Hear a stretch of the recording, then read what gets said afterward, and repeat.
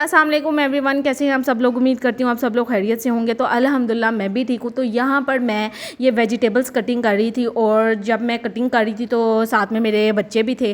ان کو بھی بہت شوق آتا ہے، ہم نے یہ کرنا ہے، ہم نے وہ کرنا ہے. تو میری کوشش ہوتی ہے رات میں اس طرح کی چیزیں کٹنگ کر لوں تو نیکسٹ ڈے اٹھ کر لوں، کیونکہ آسانی ہوتی ہے. اگر آپ نے ویجز کاٹی ہوئی ہیں، چکن آپ کا دھلا ہوا ہے اور پھر آپ نے جسٹ بنانی ہے اور اگر یہ کام نہ کرنا ہو نا تو یقین کرو بندہ تھک جاتا ہے، بچوں کے ساتھ گھر کے کام بھی کرنے، پھر یہ والے چسکے بھی دیکھنے. تو میں نے اپنے تجربے سے سیکھی ہے، یہ چسکا تو ہوتا ہے وقتی طور پر. جو مزہ ہے نا آلو چکن اور لمبے شورے کا، وہ ڈش کو کوئی بیٹ نہیں کر سکتا. ایک تو پورا ٹبر بھی کھا لیتا ہے، تو دوجا بندہ صبح میں نان منگا کر پھر دوبارہ سے کھا لیتا ہے. یہ چسکا ہے، منٹ کے اندر مک جاتا ہے. مطلب آپ کو میں کیا بتاؤں. میں نے اور پھر کچھ میاں ایسے ہوتے ہیں جو اپنی بیویوں کہتے ہیں او تے تسی سپیگٹیاں بنائیاں سی، ہانڈی کتھے آ، ہانڈی دسو سانوں. تو جی ہانڈی ہے، ہانڈی کو کوئی بیٹ نہیں کر سکتا. تو لہٰذا میں کوشش کرتی ہوں اب ہانڈیاں ہی بنائی جائے، ایک سالن بنایا جائے اور ساتھ میں روٹیاں بنا کر نا بچوں کو کھلا دی جائے، تاکہ بچوں کا پیٹ بھی بڑھا رہا ہے. تو منٹ بعد بچوں کو کتورے چونگتے ہیں نا، تو وہ نہ ان کو چگے. اور جناب والی میں اپنی زندگی کے تجربے سے سیکھ رہی تھی، اچھے بندے کی نا کوئی زندگی نہیں ہے. یقین لے لے، اچھا بندہ ہے نا جون سا، اس کو ہر طرف سے نا جتیاں ہی پڑتی ہیں. ہاں لیکن ایک بات ہے، اچھا بندہ بڑا پرسکون رہتا ہے، اور اچھے بندے کو یہ پتہ ہے یہ دنیا فانی ہے، لیکن اگلے جہان کے اندر جا کر ضرور اللہ پاک نے دینا ہے. لیکن جو لوگ اچھے ہوتے ہیں نا، ایسا نہیں ہوتا ہر اچھے بندے کے ساتھ ہو، لیکن موسٹلی میں ریالٹی بیس آپ کو بات بتا رہی ہوں. یہ صرف باتیں بنی ہیں اچھے بندے کے ساتھ تو اچھا ہی ہوتا ہے، اچھے بندے کے ساتھ تو اچھا ہی ہوتا ہے. اچھے بندے کو خاندان والے نہیں بخشتے، اچھے بندے کو اس کے گھر والے نہیں بخشتے، اچھے بندے کے حق میں نہیں کوئی بولتا. تو میں کہتی ہوں اچھے بندے کی کوئی زندگی نہیں ہے، باہر سیدھی سی بات ہے. اب یہ سوچو کہ اچھے بندے کی تو کوئی زندگی نہ، اب ہم بوڑھے ہو جائیں، ایسا بھی نہیں چل سکتا.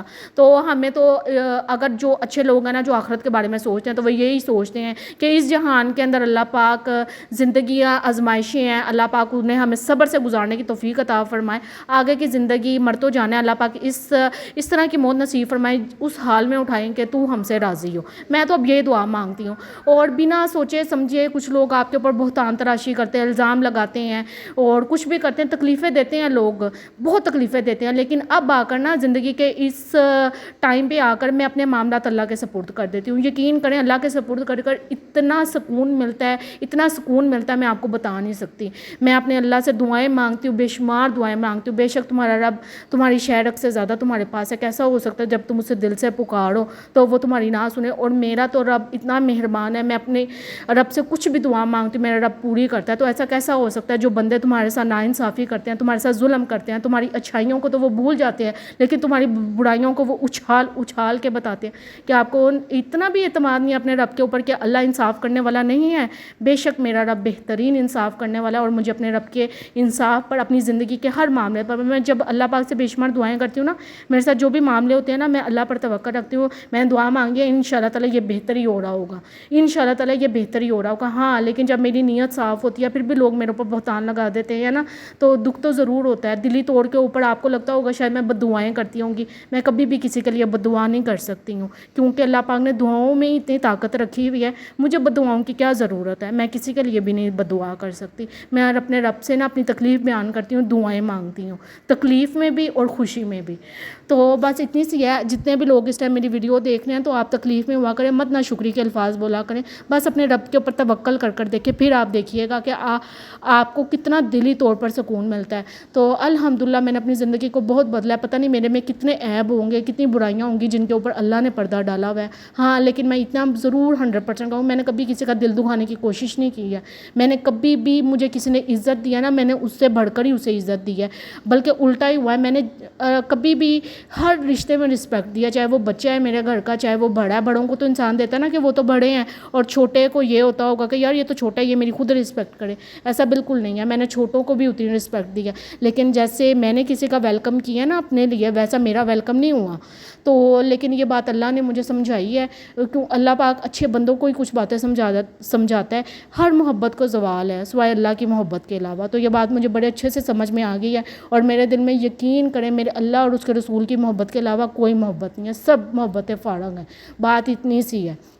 اور آپ لوگ بھی اپنی زندگی کو بہتر کریں اور چھوڑ دیں ان لوگوں نے جو آپ کا دل دکھاتے ہیں نا. اللہ پاک اوپر بیٹھا ہوا ہے, وہ انصاف کرنے والا ہے.